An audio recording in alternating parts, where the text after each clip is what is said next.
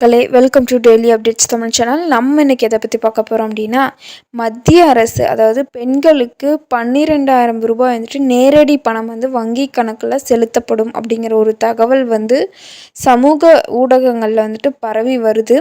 அதை பற்றின full details நம்ம இந்த வீடியோவில் பார்க்கலாம். அதுக்கு முன்னாடி நம்ம சேனலில் இப்போ தான் ஃபர்ஸ்ட் டைம் பார்க்குறீங்கன்னா மறக்காமல் லைக் பண்ணி, ஷேர் பண்ணி, சப்ஸ்கிரைப் பண்ணி சப்போர்ட் பண்ணுங்கள். வாங்க வீடியோக்குள்ளே போகலாம்.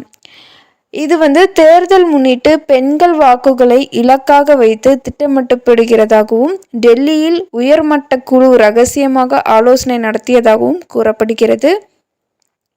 ஆனால் இதுவரை எந்த அதிகாரப்பூர்வ அறிவிப்பு, அதாவது ஜிஓ கவர்மெண்ட் ஆர்டர்னு சொல்லுவாங்க இல்லையா, அந்த மாதிரி ஒரு மத்திய அரசு அறிவிப்பு எந்த ஒரு இதுவுமே வந்துட்டு ரிலீஸ் ஆகலை. ஒப்பீடு செய்யப்படும் மாநில திட்டம் என்னென்னா, அதாவது பெண்களுக்கு மாதம் 1000 ரூபாய் வந்துட்டு போடுறாங்களா, 5 ஆண்டுகளில் சுமார் 60,000 இதை வந்துட்டு கொடுக்குறாங்க.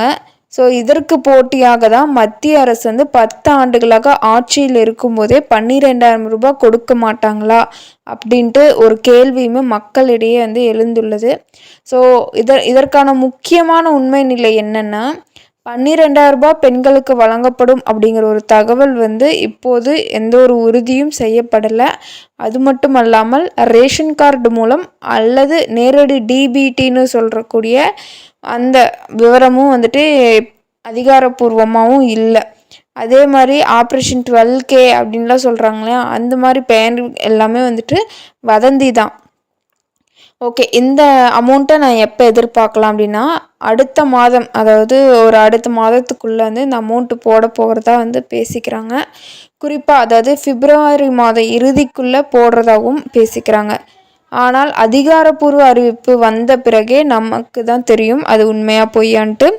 நீங்கள் என்ன செய்யணும் அப்படின்னா, மத்திய அல்லது மாநில அரசின் அதிகாரப்பூர்வ அறிவிப்பை வந்துட்டு மட்டும்தான் நம்பணும்.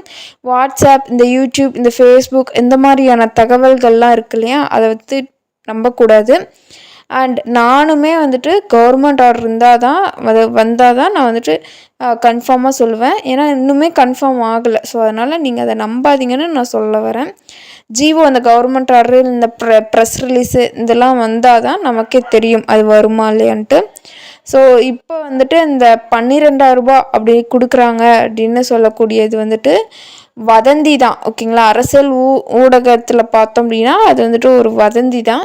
இன்னொரு கவர்மெண்ட் ஆர்டர் எதுவுமே வரல. வந்ததுக்கப்புறம் நான் உடனே வீடியோ போடுறேன். சேனல் பிடிச்சிருந்தா மறக்காம லைக் பண்ணி, ஷேர் பண்ணி, சப்ஸ்கிரைப் செய்யுங்க. தேங்க்யூ.